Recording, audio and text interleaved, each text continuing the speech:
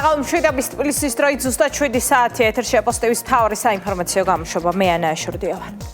აფხაზეთში შეერაღებული კონფლიქტის დაწყებიდან 34 წელი გავიდა. ომი, რომელიც 13 თვესა და 13 დღეს გაგრძელდა 1993 წლის 27 სექტემბერს სოხუმის დაცემით დასრულდა. ომს ათასობით მოქალაქის სიცოცხლე შეეწირა, ასეულობით პირი უგზო-უკლოდ დაიკარგა. 300,000-მდე მოქალაქე კი საკუთარ ქვეყანაში დევნილად იქცა. დაღუპულთა ხსოვნის პატივსაცემად დღეს გმირთა მემორიალთან დილიდან ხალხმრავლობა იყო. ადგილზე ომში დაღუპული მებრძოლების ოჯახის წევრები, ვეტერანები და აფხაზეთის მთავრობის წარმომადგენლები შეიკრიბნენ. დაღუპული გმირების ხსოვნას პატივი მიაგეს და მემორიალი გვირგვინებით შეამკეს. საულმე გობრონიძე კი ამბობთ. არ მინდოდა საერთოდ რომ ომში დასულიყო, მაგრამ ვინ დამიჯერა. თბილისიდან ჩამოდიანო სოხუმის დასაცავად და მე არ დავიდეო, ასე რომ არ მძდიდიო, მითხრა ჩემმა შვილმა. მას შემდეგ 34 წელი გავიდა. დედა კი ყოველ 14 აგვისტოს გმირთა მემორიალთან მიდის, იქ სადაც მისი შვილის და აფხაზეთის ომში დაღუპული სხვა მებრძოლების ხსოვნას პატივს მიაგებენ. საქართველოს უახლეს ისტორიაში ერთ-ერთი უმძიმესი თარიღია. დღე, რომელმაც არაერთ ოჯახს წაართვა, ყველაზე ძვირფასი ადამიანი ათასობით მოქალაქეს საკუთარ სახლთან განშორება აიძულა, საქართველო კი მძიმე ომისა და ტერიტორიული დანაკარგის წინაშე დააყენა. ჩემი ძმა ოთარი კორინთელი გაგრაში დაიღუპა ომში. და ეს ყველაზე მძიმე დღე არის ჩვენ ცხოვრებაში, დღევანდელი დღე.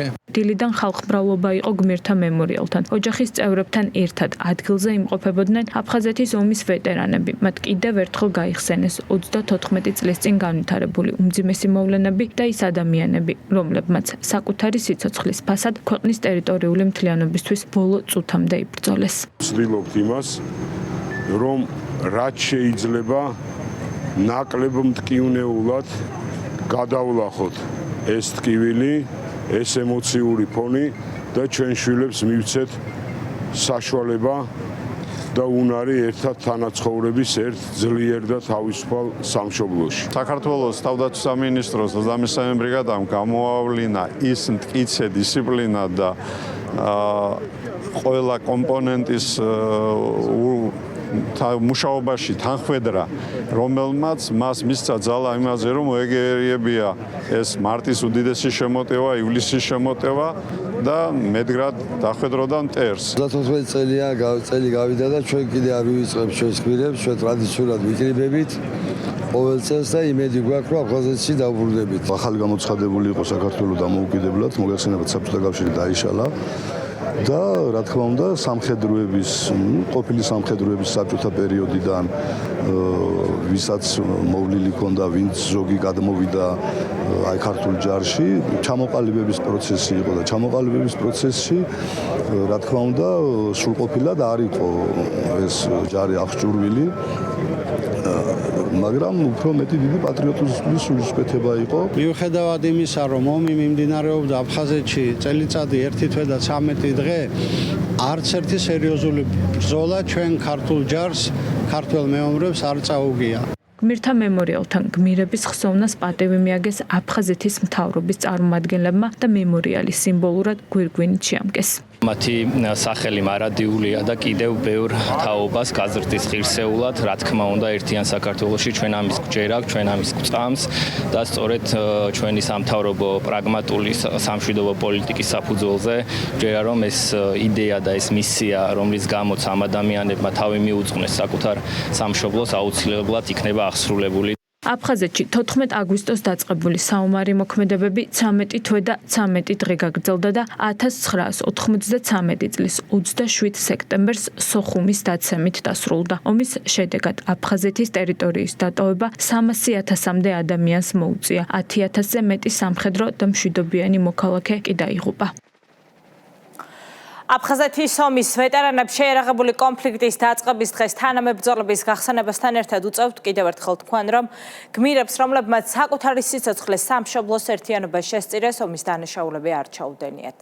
პარამიძის განცხადებას თითქოს აფხაზეთის ომის დროს ქართველები ტყვეებს ხვრეთდნენ, ვეტერანები ყველა იმ მებრძოლის შეურაცხყოფად მიიჩნევენ, ვისი სახელების დღეს მემორიალურ დაფაზია ამოტვიფრული. ამბობენ, რომ ცრუ და მოღალატეობრივი განცხადება შემთხვევითი არ ყოფილა, ის გია პარამიძემ მიზან მიმართულად ქვეყნის დაზიანებისთვის კონკრეტული დავალებით გააკეთა. ნანუკო წითელშვილი კი ამბობთ. მაქვს ინფორმაცია, რომ აღნიშნული სიუჟეტის გაშვებაზე შესთავაზეს მას, რომ შესაძლებელი იყო, რომ არ გაეშვათ, თუმცა მისი ნებით მოხდა ამ მოღალატეობრივი განცხადებების გავრცელება საზოგადოებაში. საზოგადოებაში გაჩენილი ეჭვი, რომ გია ბარამიძემ აფხაზეთის ომის შესახებ ცრუ ინფორმაცია მიზანმიმართულად გავრცელა, დღეს აფხაზეთის ავტონომიური რესპუბლიკის მთავრობის თავმჯდომარემ დაადასტურა. ირკვევა, რომ ნაციონალური მოძრაობის ყოფილ მაღალჩინოსანს ჰქონდა შესაძლებლობა თავიდან აერიდებინა ქართველი სამხედროებისთვის ომის დანაშაულების დაბრალება და სადავო სიუჟეტის ეთერში გასვლა არ დაეშვა. თუმცა მან ეს შესაძლებლობა საკუთარი გადაწყვეტილებით არ გამოიყენა. გიორგი ჯინჭარაძის განცხადებით, გია ბარამიძის მიერ გავრცელებული ინფორმაცია უცხოური აგენტურის მოქმედების თვალსაჩინო გამოვლინებას წარმოადგენს.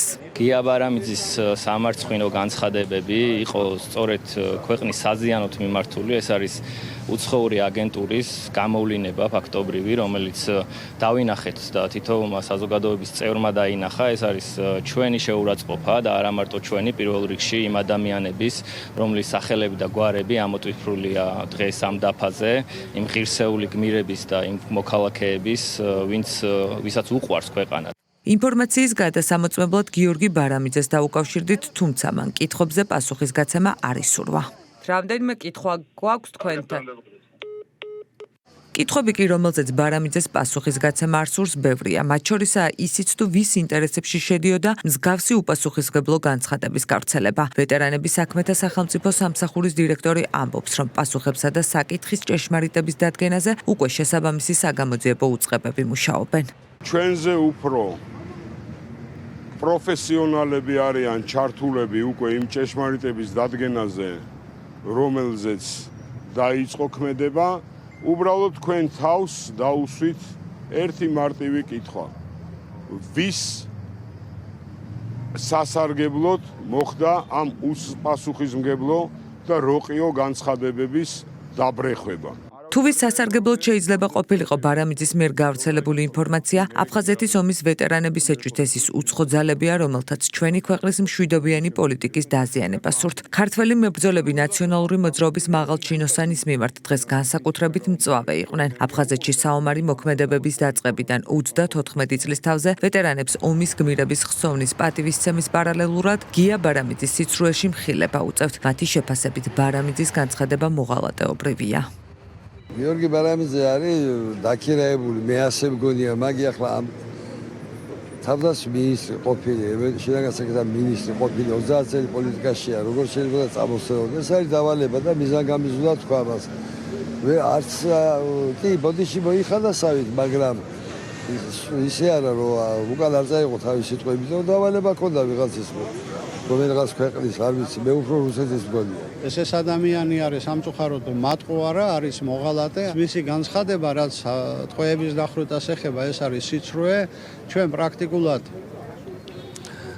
რო ვთქვათ 33 წლის განმავლობაში თუ რო ყოფილიყო ასეთი ფაქტი, სეპარატისტები ამას ბუნებრივია არაერთხელ და ხმამაღლა და მსოფლიოს განუცხადებდნენ და დაიწყებდნენ ამაზე საუბარს. რაღაცას ემსახურება ალბათ, აბა რატომ უნდა გაჯიუდე ყველა არგუმენტი, მithumedes მე როგორც წავიკითხე, თავისი მომხრეებიც დაჟე გმობენ მის ამ ნათქვამს და ჯიუტად დგას და ამტკიცებს რომ და ახლა რაც შეეხება სამხედროებისთვის შეურაცხყოფელია რა თქმა უნდა ახლა დააბრალვა ადამიანს ისეთი რაღაცა რომელიც წმინდა არის მისთვის ეს მეომარი ადამიანისთვის ტყვე ადამიანის დახვრეტა და მასში შეურაცხყოფა ეს არის დაუწერელი კანონი ეს შეურაცხყოფელი არის რა თქმა უნდა სახელმწიფო გუნდში ამბობენ ის რომ ბარამიძის მიერ გავრცელებული ინფორმაცია ჩვენი ქვეყნის ინტერესების წინააღმდეგ არის მიმართული ადასტურებს ოკუპირებული აფხაზეთის ეგრეთ წოდებული საგარეო საქმეთა მინისტრის განცხადებას ბარამიძის ბრალდებების ჟენევის მოლაპარაკებების შემდეგ რაუნდზე მტკიცებულებად გამოყენების თაობაზე ყველა საერთაშორისო ფორუმზე ჟენევა იქნება ეს თუ გაერო ეს მისი გამონათქვამები უნდათ რომ დაგხვდეს წინ მაგრამ ეს არ არის ერთადერთი ცალკეული შემთხვევა ეპიზოდია და ეს ეპიზოდი ივსება იმ ქსენოფობიური მოქმედებებით, განცხადებებით, კონკრეტული აქციებით. ეს ყველაფერი ერთ სივრცეში, ერთ სტრატეგიულ გეგმაში უნდა განვიხილოთ და წინააღმდეგეთ ამას. ბარამიძის ეს განცხადება სწორედ იყო მიმართული თითქენ რომ შესაძლო ურთიერთობების ან დიალოგის რაიმე ფორმის გამოჩენაც კი წინასწარ ყოფილიყო ერთგვარად ტორპედირებული. ასე რომ ის პოლიტიკა, რომელიც საქართველოს ხელისუფლებას აქვს განცხადებული, რომ მხოლოდ და მხოლოდ მშვიდობიანი გზით, დიალოგის გზით და შერიგების გზით უნდა მოხდეს საქართველოს ტერიტორიული მთლიანობის აღდგენა, სწორედ ამ გზის ტორპედირებისკენ იყო მიმართული. სწორედ ნდობის თვალსაზრისით აი ეს ვერაგული ნაბიჯი, რომელიც გადაიდგა ცოტა ხნის წინ ნაცმოძრაობის მხრიდან, იმ ძალების მხრიდან, ვის დავალებას ასრულებენ ქვეყნის ფარგლის გარედან მოსულს და შედეგმაც არ დააყოვნა ამ თვალსაზრისით. კიდევ მეტი მტკიცებულება რა საჭიროა იმისთვის, რომ გაიაზროს საზოგადოებამ თუ რა მდაბიო რამდენად მოღალატეობრივი და რამდენად დანაშაულებრივი საბოლოო ჯამში განცხადება გააკეთა პარლამენტამ. ცხადია ეს უკანასკნელი დანაშაულთან დაკავშირებით საგამოძიებო ორგანოთა შესასწავლელი. სამშობლოს ღალატისა და საბოტაჟის მუხლებით დაწყებული გამოძიების ფარგლებში პროკურატურაში გამოკითხვები აქტიურად მიმდინარეობს. მოწმის სახით ჩვენება უკვე მისცა 20-ზე მეტმა ქართველმა მებრძოლმა. შეკვეთილი რუსოფობია და ერებს შორის შუღლის გაღუების მცდელობა. სახელმწიფო გუნდის წევრების განცხადებით ანტირუსულ კამპანიას უცხო ქვეყნიდან მიღებული დავალების შესაბამისად დღეს ქვეყანაში ნაციონალური მოძრაობა და მისი მიმდევრები ატარებენ. ეს კი სწორედ ის პარტია, ვისი მმართველობის დროსაც რუსეთის სასარგებლოდ უამრავი პოლიტიკური ნაბიჯი გადაიდგა, გადაწყვეტილებები, რომლის მძიმე შედეგებსაც ქვეყანა დღემდე იმკის. ნაციონალური მოძრაობის ხელისუფლების მიერ რუსეთის სასარგებლოდ მიღებული პოლიტიკური გადაწყვეტილებები საზოგადოებას ფრაქცია ქართული ოცნების თავმჯდომარის პირველმა მოადგილემ შეახსენა. სოსო ელისაშვილი გიამბობთ. მიხეილ სააკაშვილის ხელისუფლებაში ყოფნისას მოსკოვის სასარგებლოდ გადადგმულ ნაბიჯებს, რამაც რუსეთის გავლენები საქართველოში გაზარდა, ვრცელ წერილში ლევან მაჭავარიანი მიმოიხილავს. ფრაქცია ქართული ოცნების თავმჯდომარის მოადგილე ნაცმოძრაობის ანტისახელმწიფოებრივ ქმედებებს იხსენებს, რაც ნეგატიურად როგორც მოსახლეობაზე, ისე ქვეყანაზე აისახა. პარალელურად კი ქართული ოცნების მიერ სტრასბურგისა და ჰააგის სასამართლოებში რუსეთის წინააღმდეგ მოგებულ საქმეებზე საუბრობს და განმარტავს, რომ ქართული სამხედროების მიმართ ნაცმოძრაობის მხარდაჭერილ რეზოლუციაში გაჟღერებული ბრალდებები ომის დანაშაულების ჩადენაზე მოქმედი ხელისუფლების ძალისხმევით გაქარწყლდა. რა გააკეთა სააკაშვილის რეჟიმმა რუსეთისთვის? ომამდე 2006 წელს ცხინვალში პარალელურად ჩაატარა ალტერნატიული არჩევნები და ამით სეპარატისტული რეჟიმის არჩევნებს მისცა ლეგიტიმაცია. სამართლებრივად აღადგინა ეგრეთ წოდებული სამხრეთ ოსეთის ავტონომიური ოლქის 1990 წელს გაუქმებული საზღვრები. ამ საზღვრებში შეიყვანა ახალგორი. კოდორის ხეობას დაარქვა ზემო აფხაზეთი. გააუქმა ღალატის მუხლი. სახლში გაუშვა ძველი გამოცდილი სამხედროები. ომის დროს არ გააფრთხილა და არ გამოიყვანა მშვიდობიანი მოსახლეობა. პოლიტიკოსებს მიაღებინა სამხედრო გადაწყვეტილებები. პირდაპირ ეთერში რუსეთს კარნახობდა სამხედროების სტრატეგიულ განლაგებას. ხოხვით გაიქცა ბრძოლის ველიდან. გვაზე იმად წაგებული ომი. ომის შემდეგ პასეს რეზოლუციაზე ხელის მოწერით ჩვენს სამხედროებს დააბრალა ომის დაწყება და ომის დანაშაულების ჩადენა. ხელი მოაწერა ტალიავინის დასკვნას, სადაც წერია, რომ ჩვენ შევუქმნით სამართლებრივი საფუძველი რუსეთს სამხედრო აგრესიის განსახორციელებლად. გადამალა და სტრასბურგში არ წარადგინა რუსეთის მხრიდან კასეტური ბომბის გამოყენების მტკიცებულებები. ომიდან რამდენიმე წელში შეცვალა ომის დაწყების თარიღი. ოკუპირებულ ტერიტორიებს ქვების გროვა უწოდა. სტრატეგიული ობიექტები ოკუპანტებს გადაუფორმა. გადამწყვეტი ხმა მისცა რუსეთს მსოფლიო სავაჭრო ორგანიზაციაში გასაწევრებლად. რა გააკეთა ქართულმა ოცნებამ რუსეთისთვის? მოგებულია რუსეთის წინააღმდეგ ყველა საქმე სტრასბურგისა და ჰააგის სასამართლოებში. დადგენილია რუსეთის პასუხისმგებლობა ადამიანის უფლებების დარღვევებისთვის. 90-იან წლებში, 2008 წლის ომის დროს, განგრძობითად ოკუპაციის ფარგლებში, სამართლებრივ დოკუმენტებში დადასტურებულია ჩვენი ქვეყნის ტერიტორიული მთლიანობა, რუსეთის მიერ ოკუპაციის ფაქტი, დევნილების საკუთარ საცხოვრებლებში დაბრუნების უფლება.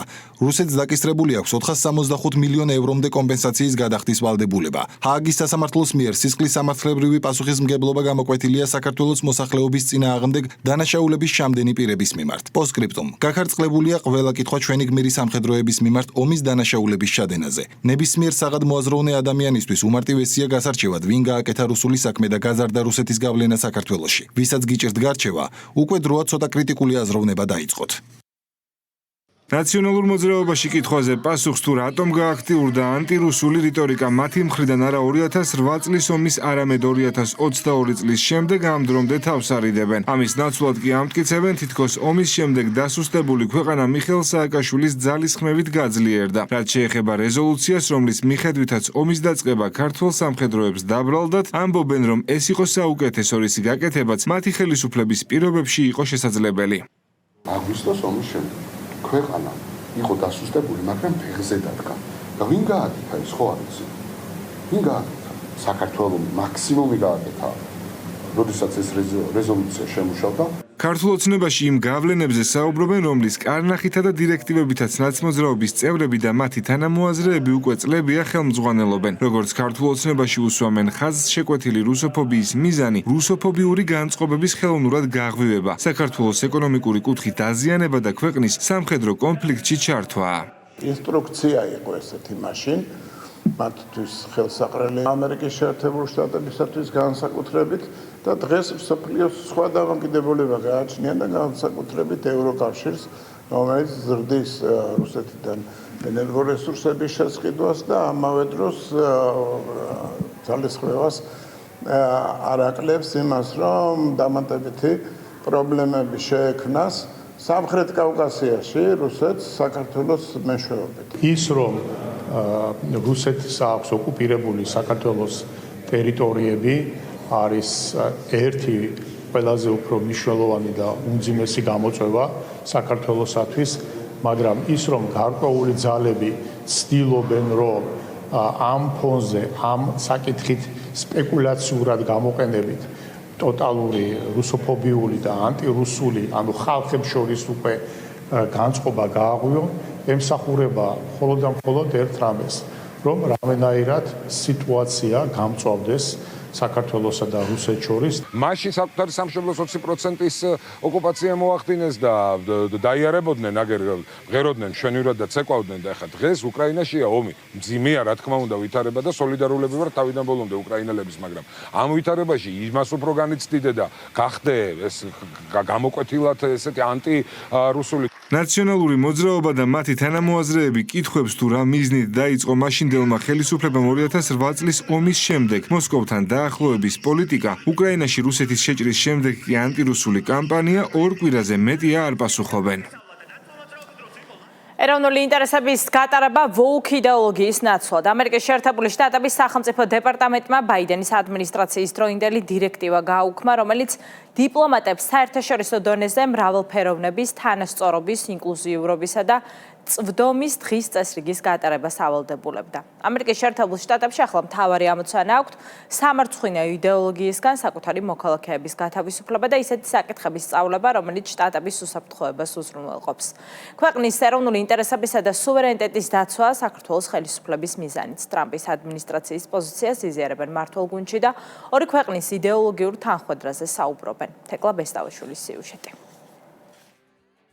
ამერიკის შეერთებული შტატების სახელმწიფო დეპარტამენტი ბაიდენის ადმინისტრაციის დროს მრავალფეროვნების, თანასწორობის, ინკლუზიურობისა და ხელმისაწვდომობის მიმართულებით გატარებულ პოლიტიკას აუქმებს. Fox News-ის მიერ მოპოვებული დოკუმენტების მიხედვით ბაიდენის ადმინისტრაციის დროს ამერიკელ დიპლომატებს უცხოელ ოფიციალურ პირებთან შეხვედრებისას ამ საკითხებზე საუბარი და მათი ხელშეწყობა ევალებოდათ. DEI-სთან დაკავშირებული საქმიანობა კი თანამშრომლების პროფესიული შეფასებისა და დაწინაურების ერთ-ერთ კრიტერიუმადაც გამოიყენება. ტრამპის ადმინისტრაცია აცხადებს, რომ ეს მიდგომა იცვლება და ამერიკელი დიპლომატების მთავარი ამოცანა ქვეყნის ეროვნული ინტერესების დაცვა იქნება. ბაიდენის ადმინისტრაცია საგარეო სამსახურში ეგრეთ წოდებულ ვოუკ იდეოლოგიის თავსმოხვევას ცდილობდა და მას ერთ-ერთ კრიტერიუმად იყენებდა იმის შესაფასებლად, იმსახურებდა თუ არა თანამშრომელი დაწინაურებას. ისინი დიპლომატებს საერთაშორისო დონეზე ამ იდეოლოგიის გავრცელებასაც ავალდებულებდნენ. ნაცვლად იმისა, რომ ყურადღება რეალურად იმ საკითხებზე გაემახვილებინათ, რომლებიც ჩვენი ქვეყნის უსაფრთხოებას, სიძლიერესა და კეთილდღეობას უზრუნველყოფს. ტრამპის ადმინისტრაციის გადაწყვეტილებით დიპლომატების მომზადებისა და შეფასებისას აქცენტი DEI-ის საკითხებისგან პროფესიულ ცოდნასა და უნარებზე გადადის. სახელმწიფო დეპარტამენტის განცხადებით დიპლომატიური სამსახურის თანამშრომლებს უნდა ჰქონდეთ ცოდნა გეოპოლიტიკისა და დიპლომატიის ისტორიის შესახებ და ფლობდნენ იმ ინსტრუმენტებს, რომლებიც მათ ამერიკის ეროვნული ინტერესების დასაცავად სჭირდებათ. ტომი პიგოტის თქმით, სწორედ ეს არის სახელმწიფო დეპარტამენტის ახალი მიდგომის მთავარი მიზანი. ჩვენი მიზანია პროგრამები დამსახურებასა და პროფესიულ უნარებზე იყოს დაფუძნებული. ადამიანებს ვასწავლიდეთ გეოპოლიტიკასა და დიპლომატიის ისტორიას და მივცეთ მათი ცოდნა და ინსტრუმენტები, რომლებიც საკუთარი მოვალეობების სათანადოდ შესრულებისთვის სჭირდებათ. ბაიდენის ადმინისტრაციის დროს ეს პოლიტიკა მხოლოდ ამერიკის სახელმწიფო სტრუქტურებს არ ეხებოდა. ამერიკელ დიპლომატებს უცხოელ ოფიციალურ პირებთან შეხვედრებისას რასობრივ და გენდერულ თანასწორობაზე, ინკლუზიურობასა და LGBTQI+ საკითხებზე საუბარსაც ურჩევდნენ. ტრამპის ადმინისტრაციას კი მიაჩნია, რომ დიპლომატიის მთავარი ამოცანა მსგავსი საკითხების გავრცელება კი არა, ამერიკის ეროვნული ინტერესების დაცვა უნდა იყოს. სწორედ ქვეყნის ეროვნული ინტერესებისა და სუვერენიტეტის დაცვაა საქართველოს ხელისუფლების მიზანიც. ამ მოტივით 2024 წელს ხელისუფლებამ ოჯახური ღირებულებებისა და არასრულწლოვანთა დაცვის შესახებ კანონი მიიღო, რომელიც LGBTQ საკითხებთან დაკავშირებით რიგ შეზღუდვას აწესებს. საპარლამენტო უმრავლესობაში კი აცხადებენ, რომ ამ მიმართულებით თბილისსა და ვაშინგტონს შორის იდეოლოგიური თანხმოვანია არსებობს და ორივე ქვეყნისთვის პრიორიტეტი ეროვნული ინტერესებისა და საკუთარი მოქალაქეების ინტერესების დაცვაა. ნებისმიერი სახელმწიფო თავის ინტერესებით მოქმედებს. ამერიკის შეერთებული შტატების ყველა საჭირო ბერკეტი და რესურსი ამისთვის აქვს. სწორედ ამიტომ ამერიკის შეერთებული შტატებისათვის მშვიდობიანი განვითარება სამხრეთ კავკასიაში მათთვის არის საგანგებოდ მნიშვნელოვანი. სწორედ ამიტომ ჩვენ გვაქვს იმედი, რომ ამერიკის დახმარებით ჩვენ შევინარჩუნებთ სტაბილურობასაც არა მარტო საქართველოში, ზოგადად რეგიონში. კარგია, რომ ამერიკის მოქმედი ადმინისტრაციისათვის ეს პოლიტიკა მიუღებელი არის და ის გამოდის სწორედ ეროვნული ინტერესებიდან, ამერიკის შეერთებული შტატების და ჩვენს, რა თქმა უნდა, ყოველთვის მივესალმებით, როდესაც ქვეყნებს შორის თანამშრომლობა ან ურთიერთობა არის რომელიმე ქვეყნის ვიწრო იდეოლოგიის თავსმოხვევა კი არა, არამედ ორივე ქვეყნის ეროვნული ინტერესების გათვალისწინებით ჩამოყალიბებული ურთიერთობა. ჩვენთვის არის ძალიან მნიშვნელოვანი ის ურთიერთდამოკიდებულება, რომელიც რეალურად არსებობს საქართველოს და შეერთებულ შტატებს შორის და გვაქვს ამისი ცალსახა და გამოკვეთილი იმედი ურთიერთობების გაღრმავების და გადატვირთვის. აი ესეთ იდეოლოგიურ თანხმობაში დღემდე რატო არ ხდება კიდევ უფრო მეტად აქტიურად ასეთი ნაბიჯების გადმოდგა ვაშინგტონის მხრიდან, აი ამ ყველაფრის პრაქტიკულად გააზრების ფონზე, რაც მათ გააკეთეს, აი ეგ არის გასაკვირი. ეროვნულ ინტერესებსა და სუვერენიტეტზე ორიენტირებულ პოლიტიკას რომ ალტერნატივა არ აქვს, ამაზე როგორც ვაშინგტონში, ასევე თბილისში საუბრობენ. გრიგოლ ლილუაშვილის საქმეზე დღეს სასამართლოს ხდომაზე მოწმის სახით ეკონომიკის მინისტრის ყოფილი მოადგილე რომეო მიქაუტაძე გამოიკითხა, ის ხდომას დისტანციურად პაინტენსიური დაწესებულებიდან ჩაერთო. პროკურორის განცხადებით რომეო მიქაუტაძემ გრიგოლ ლილუაშვილთან კავშირი დაადასტურა და აღნიშნა, რომ ბიზნეს სუბიექტებისგან აღებული თანხა მან პირადად გადასცა ლილუაშვილს. ბრალდების მხარემ მოწმის გამოკითხვა დაასრულა ორშაბათს სასამართლოს ხდომაზე რომეო მიქაუტაძე დაცვის მხარის კითხვებს უპასუხებს. სასამართლომ მიიღო გონივრული გადაწყვეტილება და სამართლიანიც იმ ნაწილში, რომ მომდევნო სხდომაზე იგივე მოწმის დაკითხვა გაგრძელდება იმგვარად, რომ პროცესზე იქნება მობრძანებული ბატონი მოწმე. არსებობს იმგვარი სახის მტკიცებულებები, რომელიც დღევანდელი მოწმის მიერ გაჟღერებული ინფორმაციის ოპონირებას ახდენს. საუბარია ობიექტურ ნეიტრალურ მტკიცებულებებზე. ეს გაჟღერებული მოცემულობაა, რომ სწორედ რომეო მიქაუტაძის მეშვეობით კონკრეტულ ორ შემთხვევაში გრიგოლ ლილუაშვილმა აიღო ქრთამი. წარმოდგენილი იყო მოწმის განცხადება, სადაც ის უთითებდა, რომ სურვილი ჰქონდა დისტანციურად მომხდარიყო მისი დაკითხვა. მოწმემ განმარტა, რომ მას პირადად ჰქონდა კავშირი და ურთიერთობა გრიგოლ ლილუაშვილთან, მათ შორის იმ თანხებთან დაკავშირებით, რომელიც ბრალად არის შერაცხული, პირადად გადასცა და დავალებით მათ პირადად მიიღო, რომ წამოეღო მოეთხოვა კონკრეტული თანხები მეწარმე პირებისაგან. მოწმემ დაადასტურა თანხის გადაცემის ფაქტი, შესაბამისად ისაუბრა იმაზეც, როგორ მოახდინა ამ თანხის საკმაოდ სოლიდური თანხა არის აკუმულირება და გადაცემა რომეო მიქაუტაძემ გადასცა გრიგოლ ლილუაშვილის თანხი. კი ბატონო. ცესკო შუალედური არჩევნებისთვის ემზადება კენჭისყრა 3 ოქტომბერს ვანის, წალკის, დმანისისა და ახმეტის მუნიციპალიტეტებში ჩატარდება. არჩევნები იმ რეგიონებში ჩატარდება, სადაც საკრებულოს დეპუტატებს უფლებამოსილება ვადაზე ადრე შეუწყდათ. საარჩევნო პროცესის ძირითადი პარამეტრები უკვე დამტკიცებულია, განსაზღვრულია ის უბნები, სადაც კენჭისყრა ელექტრონული საშუალებებით ჩატარდება. ცნობილია, რომ არჩევნებში მონაწილეობას არაპირებს ოპოზიციის ნაწილი, მართული გუნდი კი მორიგი დამაჯერებელი გამარჯვებისთვის ემზადება. ნინო საულქვაძე კი ამბობთ.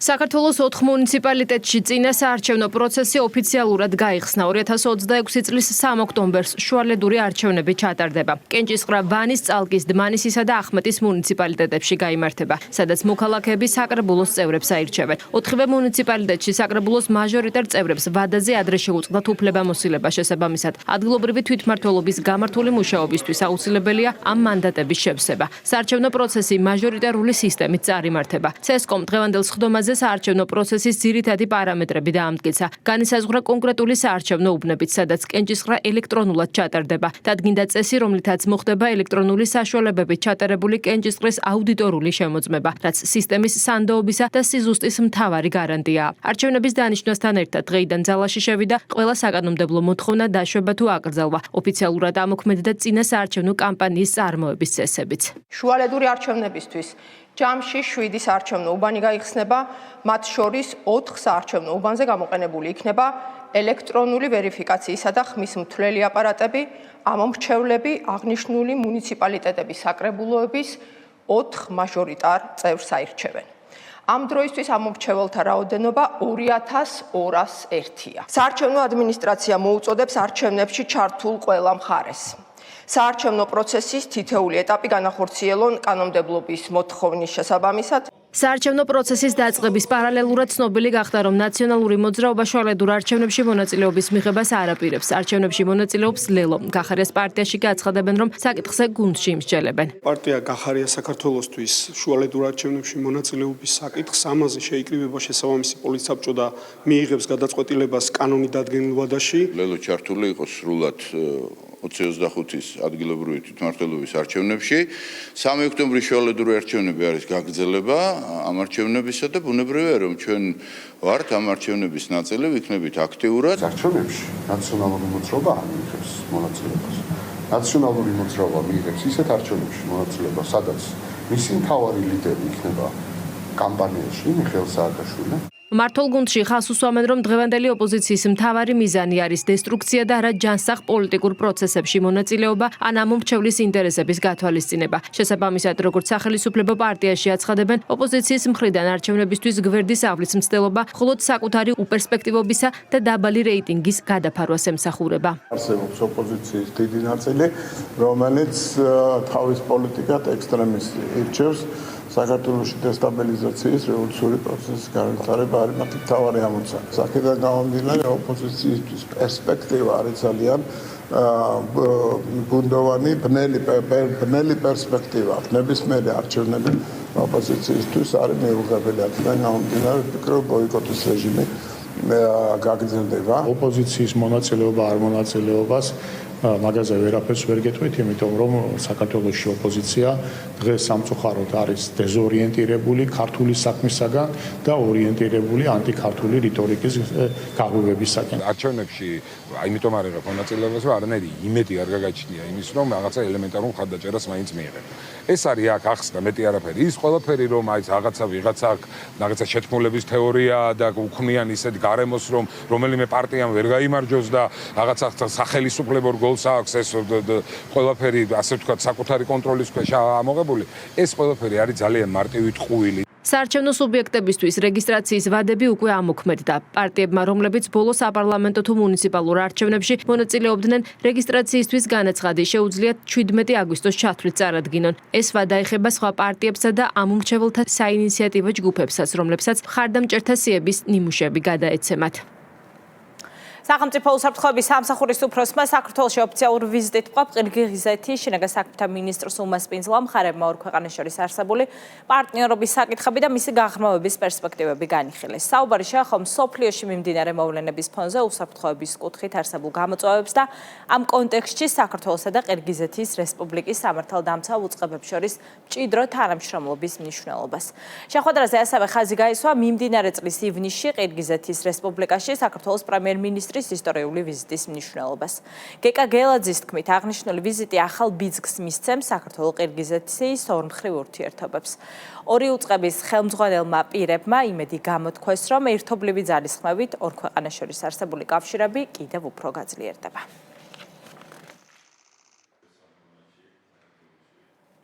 ყირგიზეთის რესპუბლიკის შინაგან საქმეთა მინისტრი დელეგაციასთან ერთად საზოგადოებრივი უსაფრთხოების მართვის ცენტრ 112-საც ეწვია. დელეგაციის წევრები 112 საქმიანობის ძირითადი მიმართულებებისა და მუშაობის სპეციფიკას გაეცნენ. ვიზიტის ფარგლებში სტუმრებმა გადაუდებელი დახმარების ერთიან ნომერზე შემოსული შეტყობინების მართვის პროცესის, ასევე საგზაო მოძრაობის უსაფრთხოების უზრუნველყოფისთვის მოქმედი ვიდეო სამეთვალყურეო და ქალთა მიმართ და ოჯახში ძალადობის წინააღმდეგ დანერგილი ელექტრონული მონიტორინგის სისტემების შესახებ მიიღეს ინფორმაცია. შეხვედრაზე განვიხილეთ ორი ქვეყნის სამართალდამცავ უწყებებს შორის არსებული თანამშრომლობის საკითხები, განსაკუთრებით ყურადღება გავამახვილეთ გამოცდილების გაზიარებაზე იმ მიმართულებით, რა მიმართულებითაც შესაძლებელია ჩვენი თანამშრომლობის კიდევ უფრო მეტად გაღრმავება, ასევე ვიმყოფებოდით 112-ში, სადაც დელეგაცია გაეცნო საზოგადოებრივი უსაფრთხოების მართვის ცენტრის საქმიანობის სპეციფიკას. განსაკუთრებული ყურადღება დაეთმო დანაშაულისა და ორგანიზებული დანაშაულის წინააღმდეგ ბრძოლას, ასევე ნარკოდანაშაულთან ბრძოლის მიმართულებით თანამშრომლობას. გარდა ამისა, შეხვედრაზე განვიხილეთ უკანონო მიგრაციის საკითხები, რომელიც დღეს ერთ-ერთი ყველაზე აქტუალური მიმართულებაა. რეგიონული განვითარების მინისტრმა სამცხე-ჯავახეთის მუნიციპალიტეტების მერებსა და საკრებულოების თავმჯდომარეებს მხარის ახალი სახელმწიფო რწმუნებული წარუდგინა მამუკა მდინარეძემ სოსო ალიბეგაშვილს ახალ თანამდებობაზე წარმატება უსურვა. შეხვედრაზე სამცხე-ჯავახეთის განვითარებისთვის მნიშვნელოვან საკითხებზე მუნიციპალიტეტებთან ეფექტიან თანამშრომლობასა და სამომავლო გეგმებზე ისაუბრეს. ისტორიული მნიშვნელობის ქვეშეთი-კობის მაგისტრალური გზის პროექტი დასრულების ეტაპზეა. შენდება 23 კილომეტრიანი ორზოლიანი ასფალტ-ბეტონის გზა, რომელიც 5 ხიდსა და 5 გვირაბს მოიცავს. უკვე სრულად გაჭრილია პროექტის მთავარი ნაწილი, საქართველოში ყველაზე გრძელი, ხოლო მსოფლიოს მასშტაბით ერთ-ერთი უნიკალური 9 კილომეტრიანი საავტომობილო გვირაბი. პროექტის დასრულების შემდეგ სოფელ ქვეშეთიდან კობამდე მგზავრობა 45 წუთით შემცირდება. ახალი გზა გადაჭრის ზამთრის პერიოდში სატრანზიტო მოძრაობის ხშირი შეზღუდვების პრობლემას. მასშტაბური პროექტი მორგი სპეკულაციების სამიზნე გახდა, რასაც ინფრასტრუქტურის მინისტრმა კონკრეტული მტკიცებულებებით უპასუხა. მარიამ ნებიერიძე გიამბობთ. უნიკალური საინჟინრო ნაგებობები, თანამედროვე ინფრასტრუქტურა და გაუმჯობესებული სატრანსპორტო კავშირი. ქვეშეთი-კობის მაგისტრალური გზის მშენებლობა ქვეყნის ერთ-ერთი ყველაზე მასშტაბური საგზაო პროექტია. 23 კილომეტრიანი მაგისტრალის ფარგლებში შენდება ახალი ორზოლიანი გზა, 5 ახალი ხიდი და 5 გვირაბი. პროექტის ერთ-ერთი მთავარი ნაწილი 9 კილომეტრიანი ძირითადი საავტომობილო გვირაბია, რომლის პარალელურადაც ამავე სიგრძის საევაკუაციო გვირაბი შენდება. სამუშაოები ინფრასტრუქტურის მინისტრმა თვალიერა პროექტის დასრულების შემდეგ გაუმჯობესდება გუდაურსა და სტეფანწმინდამდე მისასვლელი გზა შემცირდება გადაადგილების დრო ქვეშეთიდან კობამდე. ეს პროექტი ჩვენი ქვეყნისთვის ვფიქრობ, რომ არის სტრატეგიულად მნიშვნელოვანი და ერთ-ერთი ყველაზე ალბათ რთული საინჟინრო თვალსაზრისით და ძალიან საინტერესო პროექტი, რომელიც თბილისიდან სტეფანწმინდამდე მგზავრობას საათნახევრამდე შეამცირებს, რაც უზრუნველყოფს იმას, რომ ჩვენ ერთ-ერთ ჩვენ საუკეთესო ტურისტულ ლოკაციაზე გუდაურში გადაადგილება იქნება შეუფერხებელი, მათ შორის რა თქმა უნდა ქვეყნის სატრანზიტო ფუნქციის განვითარებას კიდევ უფრო ხელს შეუწყობს. ქვეშეთი-კობის პროექტის ფარგლებში სამუშაოები ხიდების მიმართულებითაც გრძელდება. ამ ეტაპზე 166 მეტრი სიმაღლის თაღოვანი ხიდის მშენებლობა მიმდინარეობს. პროექტის პარალელურად შენდება გუდაურამდე მისასვლელი 5 კილომეტრიანი გზა, რომლის ავტოტრანსპორტისთვის გახსნა წლის ბოლომდე იგეგმება. თაღოვანი ხიდის ერთი სექციის შეკვრა იგეგმება მიმდინარე წელს, რაც იქნება ჩვენი საქმიანობისთვის ერთი ძალიან დიდი ნაბიჯი, ხოლო 2028 წლის ბოლოს თლიან სექციაზე მოძრაობა იქნება გახსნილი. ამავდროულად სამინისტრო უახლოეს მომავალში გეგმავს გუდაურის მისასვლელი 5 კილომეტრიანი გზის გახსნას, რათა პროექტის ფარგლებში 9 კილომეტრიან გვირაბთან მისასვლელ ხიდზე სამუშაოების მიმდინარეობისას კონკრეტულ მონაკვეთზე ცალკეული დარღვევები გამოვლინდა. სწორედ ამ ფაქტზე მომზადდა ეგრეთ წოდებული შეუსაბამობის დოკუმენტი, რომლის საფუძველზეც კონტრაქტორ კომპანიას საკითხის შესწავლა და შესაბამისი ღონისძიებების გატარება დაევალა. თუმცა ეს კონკრეტული შემთხვევა ოპოზიციურად განწყობილმა მედია საშუალებამ ისე წარმოაჩინა, თითქოს გამოვლენილი დარღვევები მთლიანად ნომერ 6 ხიდის მძიმე კონსტრუქციულ პრობლემასა და მის უსაფრთხოებას განვითარებაზე მიუთითებდა. სამწუხარო, როდესაც რაიმე ინფორმაციას აშუქებ, თუნდაც მოპოვებული, არ ვიცი, დოკუმენტის საფუძველზე და ამას აკეთებ ცალმხრივად. როდესაც სახელმწიფოს წარმომადგენელმა ზედამხედველმა აღმოაჩინა ის ხარვეზები, რაც იყო კონკრეტულად ამ ხიდის ამ კონკრეტულ მონაკვეთზე, ერთ-ერთი ბეტონის ჩასხმის პროცესში, გამოავლინა და დღეს მიმდინარეობს მუშაობა იმაზე, თუ როგორ გამოსწორდეს მათ შორის ზედამხედველის ჩართულობით. ჩვენ უკვე მივმართეთ კონტრაქტორს და მოვითხოვეთ შესაბამისი ტესტირების ჩატარება. ამ კონსტრუქციაზე ჩატარდება ყველა საჭირო კვლევა და ტესტირება, რათა დადგინდეს, მოახდენს თუ არა აღნიშნული პრობლემა რაიმე გავლენას კონსტრუქციის უსაფრთხოებასა და მდგრადობაზე. კონტრაქტორი ასევე განახორციელებს დატვირთვის გამოთვლას და წარმოადგენს ძვრის დიაგრამებს, რათა დადგინდეს, განსხვავდება თუ არა მიღებული შედეგები თავდაპირველი პროექტით გათვალისწინებული მონაცემებისგან. პროექტის საერთო ღირებულება დაახლოებით 1,2 მილიონი ლარია. რკინიგზის მგზავრთა უფლებების დაცვის წესი დამტკიცდა ეკონომიკისა და მდგრადი განვითარების მინისტრის ბრძანებით ახალი რეგულაცია სარკინიგზო ტრანსპორტის სფეროში მგზავრთა უფლებების დაცვის ერთიანი და გამჭვირვალე სისტემის ჩამოყალიბებასა და მომსახურების ხარისხის გაუმჯობესებას ითვალისწინებს. ახალი წესით განისაზღვრება მგზავრის ინფორმირების, ბილეთის, საფასურის დაბრუნებისა და დაგვიანების კომპენსაციის პირობები. რეგულაცია ვრცელდება როგორც შიდა, ისე საერთაშორისო სარკინიგზო სამგზავრო გადაყვანებზე, რომლებსაც საქართველოში რეგისტრირებული სარკინიგზო საწარმოები ახორციელებენ. მგზავრთა უფლებების დაცვის ზედამხედველობას სარკინიგზო ტრანსპორტის სააგენტო განახორციელებს. რა უფლებები ექნებათ მგზავრებს, მარიამ რატიანი გიამბობთ. ბილეთის საფასურის ანაზღაურება, მგზავრის სიცოცხლისა და ჯანმრთელობისთვის მიყენებული ზიანის კომპენსირება, შეზღუდული შესაძლებლობის მქონე პირთა დახმარება, ეს ის ძირითადი უფლებებია, რომლებიც ეკონომიკისა და მდგრადი განვითარების მინისტრის ბრძანებით რკინიგზის მგზავრთა დაცვის ახალი წესით განისაზღვრა. რეგულაციის მიხედვით, თუ მატარებელი 60 წუთით ან მეტით დააგვიანებს, მგზავრს შეუძლია თანხის სრულად დაბრუნება ან მგზავრობის გაგრძელება დამატებითი ხარჯის გარეშე მოითხოვოს. სარკინიგზო საწარმოს მიზეზით გამოწვეული დაგვიანებისას კი მიიღოს ბილეთის ღირებულების 25%-დან 50%-მდე კომპენსაცია. 1 საათზე მეტი დაგვიანებისას მგზავრს ასევე უფასოდ უნდა მიეწოდოს საკვები და სასმელი. საჭიროების შემთხვევაში კი განთავსება და ტრანსპორტირება. წესი ასევე არეგულირებს ბარგის დაკარგვისა და დაზიანების კომპენსირების საკითხსაც. რეგულაცია ასევე მოიცავს შეზღუდული შესაძლებლობის მქონე პირებისათვის უფასო დახმარებას, მომსახურების სტანდარტებსა და საჩივრის წარდგენის მექანიზმს. მნიშვნელოვანი საკითხები და ასპექტები შემოდის, როგორიც არის დაგვიანების შემთხვევაში კომპენსაციის წესის დანერგვა, ასევე შესაბამისი საფასურის ანაზღაურება. აქვე მნიშვნელოვანია ხაზი გაესვას, რომ განსაკუთრებულ ყურადღებას უთმობთ ჩვენ შშმ პირებისთვის, ასე ვთქვათ, სარკინიგზო მომსახურების ხელმისაწვდომობის საკითხს. ახალი წესის მიხედვით განისაზღვრა მგზავრების ინფორმირების ვალდებულებაც. რეგულაციების ზუსტად შესრულებას კი სარკინიგზო ტრანსპორტის სააგენტო გააკონტროლებს და დარღვევის შემთხვევაში შესაბამის რეაგირებას უზრუნველყოფს. მგზავრები თავდაპირველად მიმართავენ რკინიგზას, მათი თუ მიიჩნევენ, რომ მათი უფლებები დაირღვა, ან გააჩნიათ გარკვეული მოთხოვნა, იგივე დაგვიანების ან რეისის გაუქმების შემთხვევაში, ხოლო თუ რკინიგზის გადაწყვეტილება მათთვის არ იქნება დამაკმაყოფილებელი, ან დადგენილ ვადებში არ იქნება მათთვის მიწოდებული შესაბამისი დასაბუთება, ასეთ შემთხვევაში მათ უფლება აქვთ უკვე გაასაჩივრონ სარკინიგზო ტრანსპორტის სააგენტოში და სარკინიგზო ტრანსპორტის სააგენტო განიხილავს მგზავრების საჩივრებს. აღნიშნული ცვლილებები საქართველოს რკინიგზის სამგზავრო მიმართულებით მიმდინარე მასშტაბური რეფორმების პარალელურად ხორციელდება. გზავრობის დროის შემცირებასთან, ახალი მატარებლებისა და მიმართულებების დამატებასთან ერთად გზავრთათვის გაუმჯობესებული მომსახურების მიწოდება ეკონომიკის სამინისტროს ერთ-ერთი პრიორიტეტია.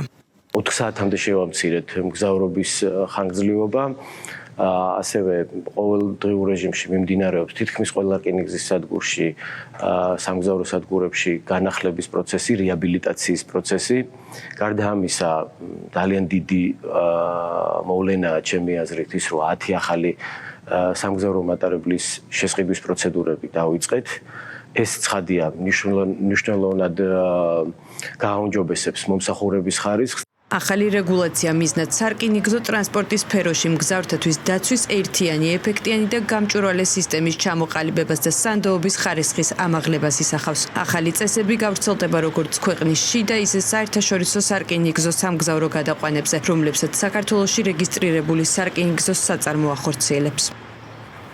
გარემოს დაცვა და სოფლის მეურნეობის მინისტრი ნინო წმინდის მუნიციპალიტეტში მეცხვარე ფერმერების სახალხო დღესასწაულს დაესწრო. ღონისძიების ფარგლებში დავით სონღულაშვილი ადგილობრივ მეწარმეებს შეხვდა და მათი საქმიანობის მიმართულებით არსებულ გამოწვევებსა და საჭიროებებს გაეცნო. ფერმერებს დეტალური ინფორმაცია მიეწოდათ სოფლის მეურნეობის მხარდაჭერის სახელმწიფო პროგრამების, მათ შორის ახალი აგროთანადაფინანსების პროგრამის შესაძლებლობების შესახებ. დავით სონღულაშვილმა ნინო წმინდის მუნიციპალიტეტის სოფელ ფოკაში წმინდა ნინოს სახელობის დედათა მონასტერში არსებული საწარმოო სივრცეებით დაათვალიერა და მონაზვნების მიერ წარმოებული რძის პროდუქტების, მათ შორის ყველის დამზადების პროცესს გაეცნო. მეცხვარეობა ერთ-ერთი პრიორიტეტული დარგი არის, რომლის წინაშე საკმაოდ მნიშვნელოვანი გამოწვევები არის. ვიმსჯელეთ ერთად მეცხვარეებთან ერთად იმ გამოწვევებს, როგორც დარგთან მიმართებით არსებობს. რეგიონში ვიზიტის ფარგლებში შესაძლებლობა გქონდა, რომ გვენახა ფოკეს დედათა მონასტერი, რომელიც ძალიან მნიშვნელოვანი არის არამხოლოდ რეგიონისთვის, ჩვენი ქვეყნისთვის თავისთავად ცხადია. საინტერესო არის, რომ ფოკას დედათა მონასტერში ხდება ძალიან მნიშვნელოვანი ტრადიციული წარმოებების აღდგენა. ბატონი დავითი სონღულაშვილი სოფლის მეურნეობის მინისტრი ჩამობრძანდა, ერთად შევხვდით ფერმერებს, გავიარეთ საჭიროებები, თუ რა პრობლემები აქვთ, მოვისმინეთ და აღუთქვა დახმარება. იყო უმნიშვნელო პრობლემები და სათქმელი ფერმერების მინისტრთან კითხვები და მინისტრმა უპასუხა და ყველა პრობლემას გადაჭრიან. ეს იყო პოზიტივის საინფორმაციო გამოშვება 7 საათზე, მეორე შაბათამდე გემშვიდობებით, ნახვამდის.